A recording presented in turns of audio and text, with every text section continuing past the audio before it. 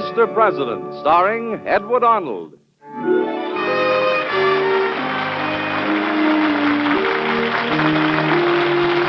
The American Broadcasting Company and its affiliated stations present Mr. President. Mr. President, at home in the White House, the elected leader of our country, our fellow citizen and neighbor. These are little-known stories of the men who've lived in the White House, dramatic, exciting events in their lives that you and I so rarely hear. True human stories of Mr. President.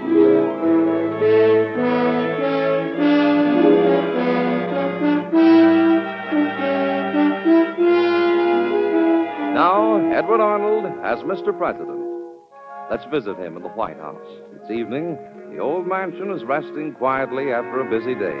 Only one window on the ground floor shows a light. We enter and find ourselves in the president's study. Good evening. Sit down, won't you? You know, the problem of being peacemaker in an argument is not an easy one, particularly when you have two brilliant individuals involved, each firmly believing that he is right. You have to see both sides, but you can't take either side. And still you have to keep them together, as I tried to do in tonight's story. Later on, of course, I'll tell you which president these incidents really happened to. But meanwhile, you may be able to guess.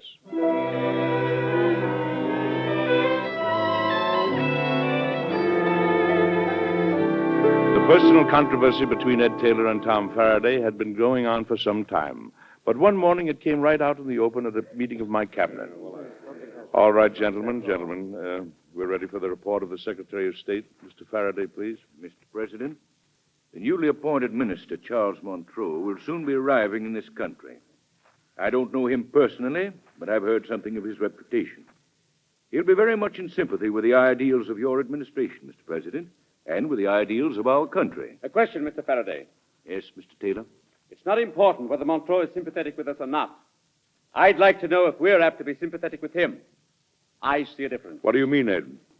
France has just been through a revolution and civil war, and her new government is at war with England. The majority of Americans hope to see England win that war. I beg your pardon, Mr. Taylor. The overwhelming majority of Americans are pro-French in sympathy, and they should be. The new French government is founded on the same liberal ideas as ours. Besides, France is an ally of ours by treaty. Mr. President. Yes, Ed. I wish to make a motion for the Cabinet's consideration.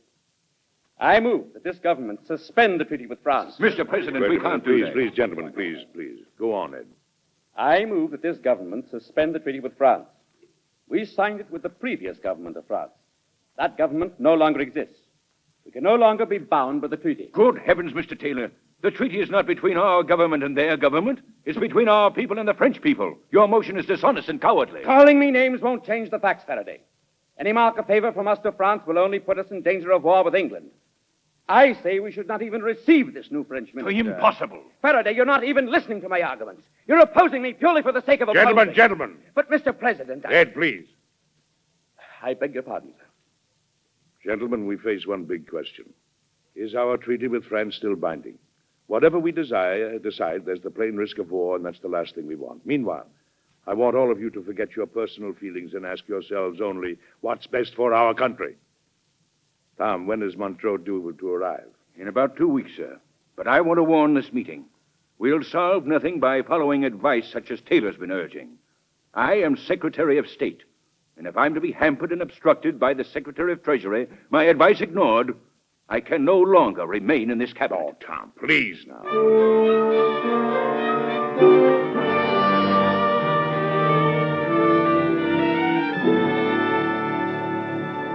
Mr. President, I don't know why you let those two men cause you so much trouble. Oh, I don't suppose they realize it. You're more important than Mr. Taylor and Mr. Faraday and the whole cabinet and Congress. Now, and... just a minute, Miss Sarah. I'm not more important. My job is. All right, your job then. But if they can't get together, you'll have to choose between them. I need them both, Miss Sarah. I know their points of view clash. Taylor favors the notion of an aristocratic monarchy. Faraday is a democratic Republican. One believes in authority, and the other has faith in the people. And neither is willing to give up his ideas in favor of the other. Miss Sarah, in times like these, they will have to. England and France are at war. Other nations may join at any moment. We may be involved. We've got to have national unity.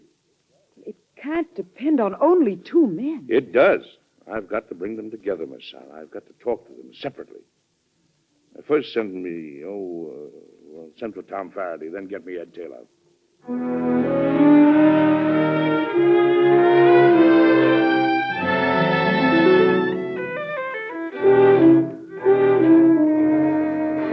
Sit down, Tom. I've asked you to come here because of what happened at the cabinet meeting this morning. I would have said more, Mr. President, but I was afraid of losing my temper entirely. You heard Taylor in the meeting. Of all the short-sighted, dangerous, cold-blooded suggestions I ever heard. I have listened to him, sir, for over 3 years. I've seen him twist you around his little finger. Anything to block me. Well, I have something to say about that, Tom. Then I've got to ask you, sir. Either demand his resignation from the cabinet or let me resign. Sour grapes, Tom? Frankly, it isn't all on account of Ed Taylor. I want to go home, have some time with my family. I'm 50 years old, Mr. President. I've been in government service for most of the last 20. I've got grown daughters. I want to know them better before it's too late. I'd like to go home, too, Tom. But I can't. Of course, but if I'm no longer in the cabinet, sir, things will go much more smoothly. Let Taylor have his way. I will not. And I won't let you have your way either. I want you to promise to cooperate with Ed Taylor. I don't see what good can come of it. Tom, both you and Ed have a great deal to give your country. You've proven it already. You'll go on proving it in the years ahead. I'm not going to let either of you fail in your duty. You belong in the cabinet, and I'm going to do everything I can to keep you both in it. Mr. President, I don't like Taylor. I don't agree with anything he says or does. Well, you can compromise. You've got to. Oh, yes, we can compromise on small points. But when it comes to matters of principle, I'm sorry. I can't compromise. And let me say this about Taylor. I don't think he can either. Well, what about my principles? What? Well, never mind. Do I have your promise? I want you both in the cabinet, almost at any cost. At least until we solve the French question. Yes, Mr. President. I'll do my best. Good. Now about the French treaty and Montreux. Mr. President, you can see how impossible it is to suspend the treaty. So far, I agree with you. But suppose Montreux insists we join France in her war against England. I don't know, sir. It seems to me it depends largely on what orders Montreux's got from his government in Paris. And it depends on public opinion here, doesn't it? That means it depends on Montreux. Exactly. So let's not try to decide everything now. Let's wait for Montreux to arrive in this country. Meanwhile, Tom, you won't forget your promise. I'll try not to, sir. I'm grateful to you. Thank you. Very grateful.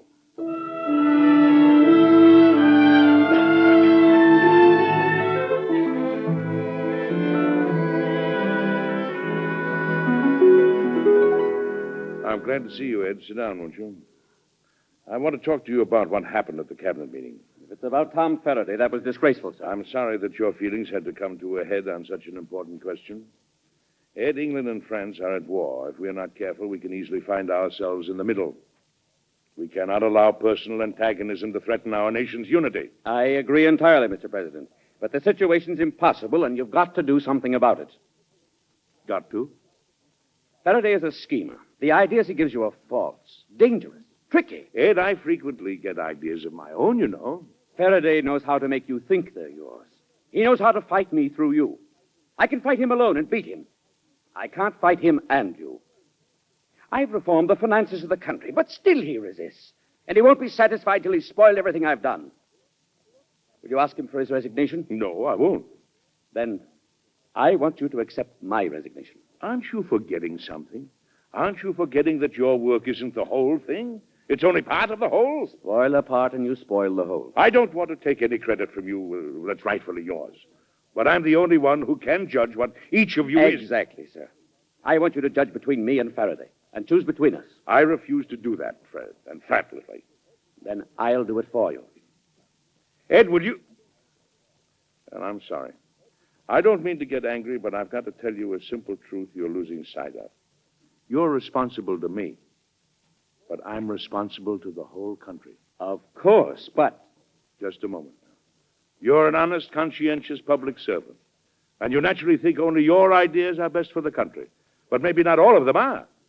You have your opinion about the French situation. Tom Faraday has his. But we can only find out which is right by a little less fighting and a little more cooperation between you.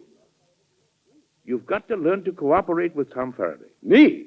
Let him learn to cooperate. Oh, cooperate doesn't mean give in, Ed. It means cooperate. If Faraday cooperates with you, give and take. Reasonable compromise. Will you cooperate with him? Will he cooperate with me? I've talked to him. I think he will. I'm asking you to do the same. Will you, Ed? I'll do everything I can, which is in the best interest of my country. Thank you very much, and I'm very grateful to you. Good day, Mr. President. Good day, Ed. Good day, Miss Sarah. Goodbye, Mr. Taylor. Well, Mr. President, have you soothed their ruffled feelings? Well, frankly, Miss Sarah, I don't think I can change their feelings, but I have appealed to their intelligence. I hope it works. But, Mr. President, if you can't change their feelings, is it really worth it? As long as it keeps the country in one piece, it is, Miss Sarah. But you're the one doing that. You as the president, not Miss they. Sarah, with Taylor's financial reform, we're keeping the nation's economy in good shape. That's important to business people in the East. And with Faraday and the cabinet, farmers, small merchants, working men know that we're working for them. Unity in America, Miss Sarah. Unity in America. Yes, I see. Unity at your expense. Well, as to the rest of the world, Miss Sarah, I'd admire any country that could have in its government at the same time two such men as Taylor and Faraday.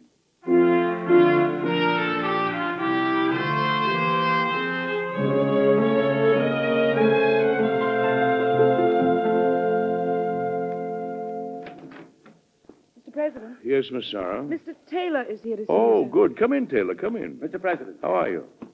Montreux has arrived in this country, sir. Well, didn't we expect him to? Yes, Mr. President. But where would you expect him to come on his arrival in this country? Oh, to the capital, of course. It might interest you to know, sir, that he disembarked at Charleston, South Carolina. Well, he must have had a good reason. I see nothing to be alarmed about. I tell you, Montreux is up to something. I wouldn't be surprised if Faraday hadn't arranged Now, just all a moment, Ed. Let's not start this all over again. If Montreux is up to something, then it's more than ever necessary that we stop fighting among ourselves. I only wanted to forewarn you, sir. Thank you, Ed. But let's not anticipate trouble.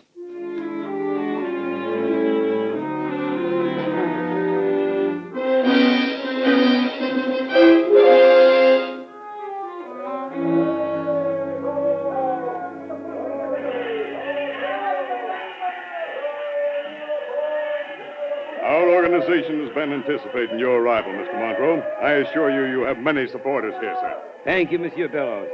We've made all the preliminary arrangements, but these are the best accommodations we could get for you here in Charleston. Oh, but they are charming, Monsieur Bellows. Charming. Listen to the people outside. Yes, maybe you ought to say a few words to them, huh? Speak to them? Yes, sure. Yes, a good idea.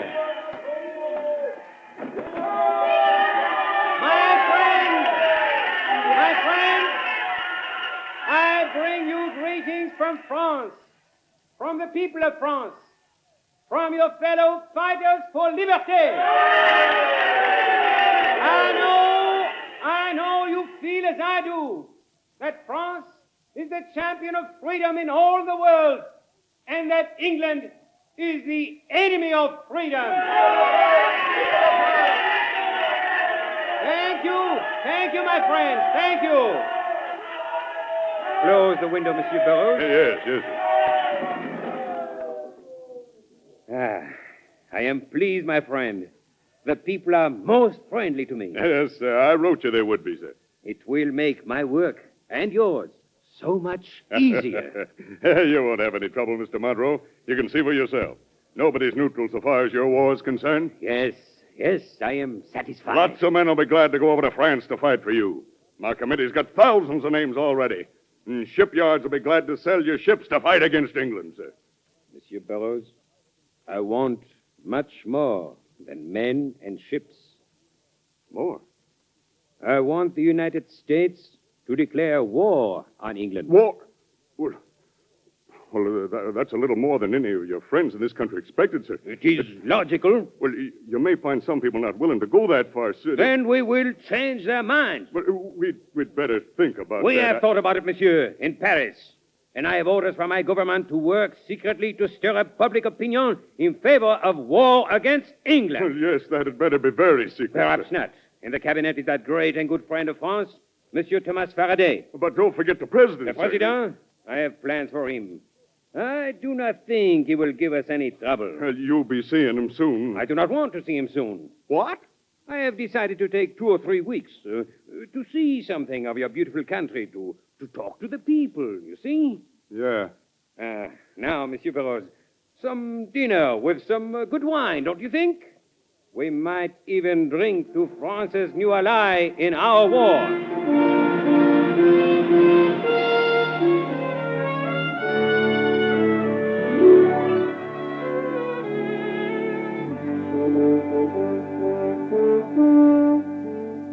Tom, Ed, I've asked you both here to find out your opinion about Minister Montreux.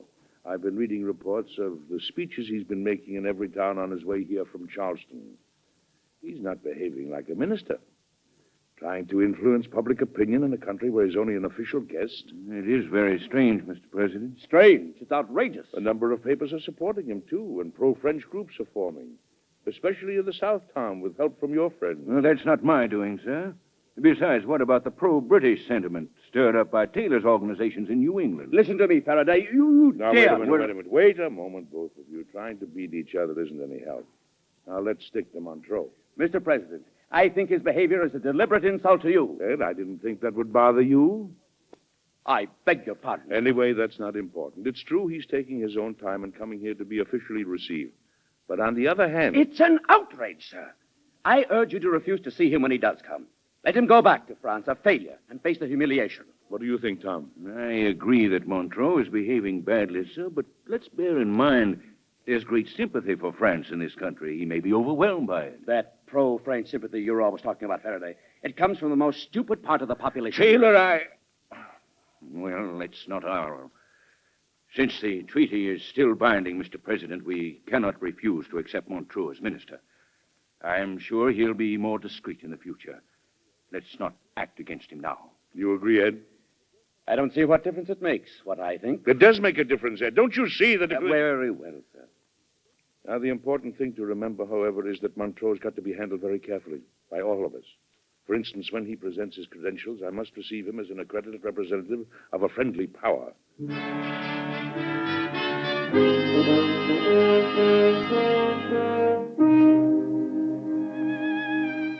Mr. Montreux, on behalf of the citizens of the United States, I welcome you to this country. There has always been great fellow feeling between your people and ours, and I'm sure your presence among us will only increase it. I am confident it will, Monsieur le Président. The people of France look to America as the one nation in the entire world which truly understands their yearning for freedom. We wish your country and every country the best of good fortune, sir.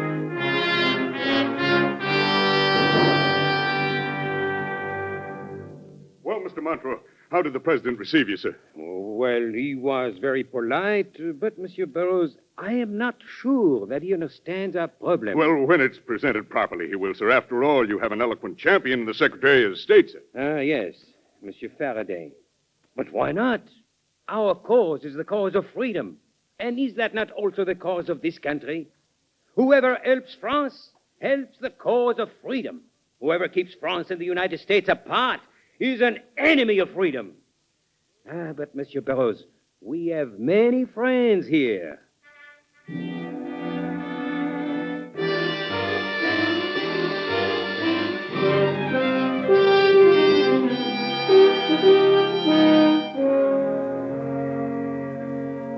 Gentlemen, we all realize our tremendous obligations to the nation which once assisted us so generously in our struggle for freedom. A nation to which we are still financially indebted.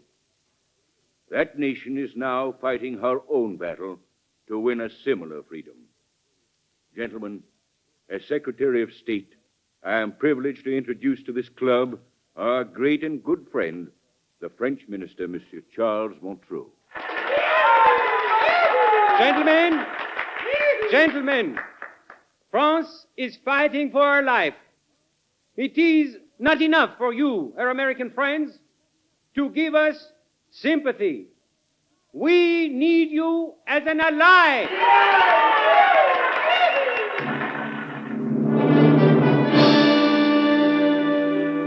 Gentlemen, as Secretary of the Treasury, I address this meeting of our party in New York. And I want to warn you, don't be carried away by the passions of those who are trying to take us into a war against England. If our sympathies belong anywhere, they belong with England.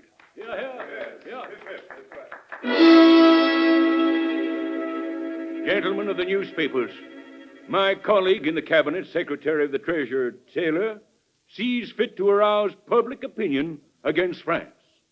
He forgets the bonds that unite us and that great country. Bonds! Bonds between us and France? I ask you, gentlemen, where can it lead us? Only to a war against England.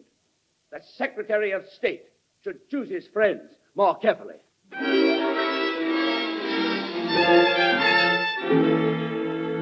Tom, Ed, I can't let this go on any longer. Mr. President. Just a moment, Ed. You remember, both of you, just before I received Montreux, I asked you to be extra cautious. You remember that, don't you, Tom? Yes, but Mr. Both President... of you have ignored that request. Tom, you've openly favored Montreux, deliberately helped him arouse pro-French feeling. Ed, you've deliberately stirred up opposition feeling. I've only been trying to strike a balance. Faraday... All right. Which one of you started it isn't important now. The point is, how do we stop it? Gentlemen, I'm going to issue a proclamation of neutrality. Mr.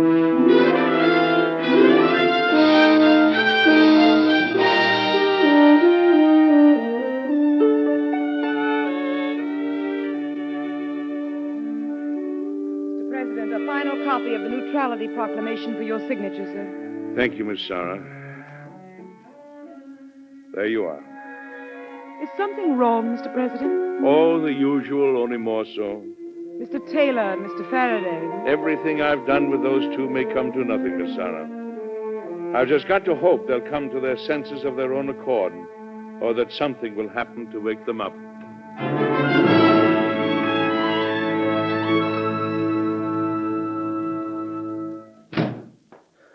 Monsieur Faraday. Yes, sit down, Mr. Montreux.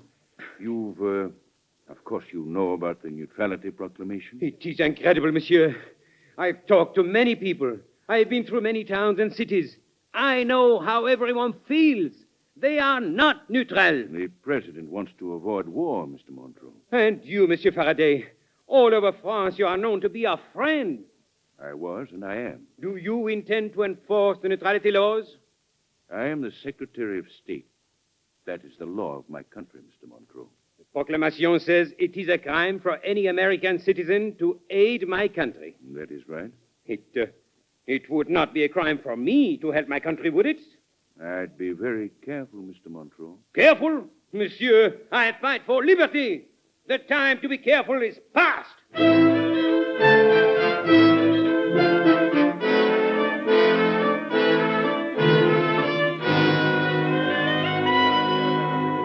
Come in, gentlemen. Come in. I have invited you here, gentlemen, because I know that the newspapers you represent are already friendly to my country. I know you will be interested, therefore, in these documents. What are they, Mr. Montreux? These are copies of the official correspondence between myself and the American administration. You may publish them all. Well, this is an unusual thing to do, Mr. Montreux. These are unusual times. In these letters, you will find all the true reasons why this country owes our allegiance to my country. And you will find, too, the ridiculous reasons given by the President and his cabinet for not honoring our treaty. Mr. Montreux, only yesterday the President proclaimed neutrality. Well, you can't change that by publishing these letters. You're wrong, my friend. Once the people and Congress read the truth, they will see that the President has acted like a coward. Wait a minute. Congress, the true rulers of your great country, will obey the popular feeling. They will force the President and his cabinet to change.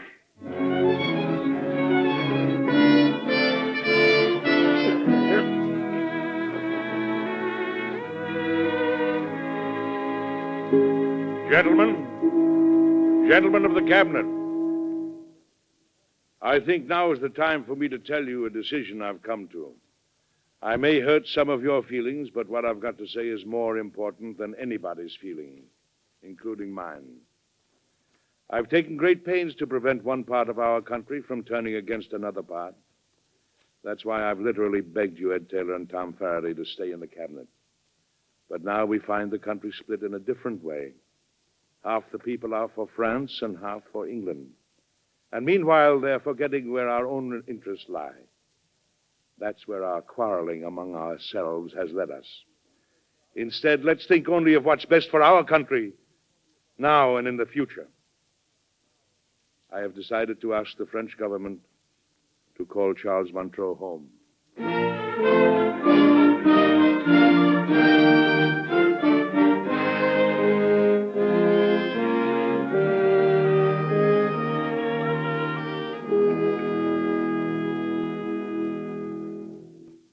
Mr. President, sir, Mr. Montreux is very anxious to talk to you, sir. Of course, Tom. Good evening, Mr. Montreux. Monsieur le Président, you should be glad to know I have sent my resignation to Paris. Frankly, I'm glad. Though I'm sorry this all happened. I was, monsieur. You were, Mr. Montreux? Well, I am afraid. Well, I admit I made many mistakes. But, Monsieur le Président, I have learned a great deal while I have been here. I have learned a great deal about the kind of freedom we are fighting for. That freedom exists only here. I like this country very much, Monsieur le Président. I am not going back to France. Well, I'm glad to welcome a new citizen, Mr. Montreux. And what are your plans? They are somewhat romantic, monsieur. Oh, really? I plan to marry. Well. Congratulations, Montreux. Congratulations. And I shall settle down in New York State. Well, that's fine, Mr. Montreux. At the beginning, I wasn't so sure we'd have a happy ending. But thank you for coming to see me. And, gentlemen, I think there's one thing we all agree upon. We all like it here.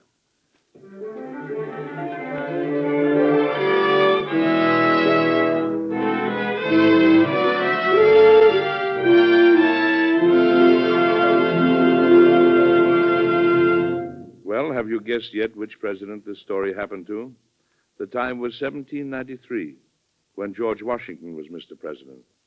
The man I've called Taylor this evening was really Secretary of the Treasury, Alexander Hamilton, who was always at sword's points with Secretary of State Thomas Jefferson. Montreux was really Citizen Genet, who settled in New York State after losing his appointment, married a daughter of a governor of New York, and lived happily ever after. And as you know, Thomas Jefferson later became President of the United States and served 2 terms. Incidentally, since today is the day of Thanksgiving, it's interesting to remember that George Washington first proclaimed it a national holiday. Come and see me again next week, won't you? I'll have another story for you about the White House and Mr. President I'm sure you'll enjoy. Good night.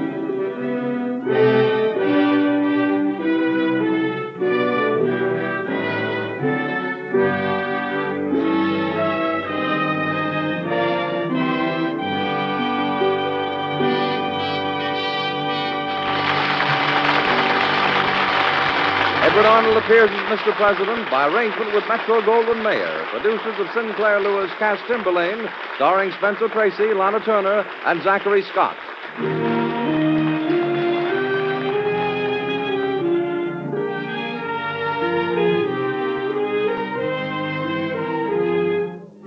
Mr. President is presented each week by the American Broadcasting Company. It is produced by Robert G. Jennings, directed by Dwight Hauser.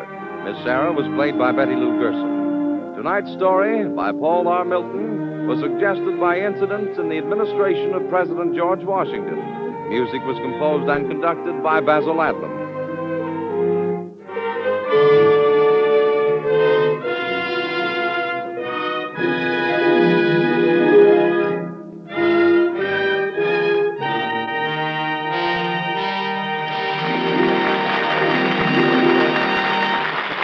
Be sure to listen again next week when Edward Arnold brings you another story of Mr. President. This is ABC, the American Broadcasting Company.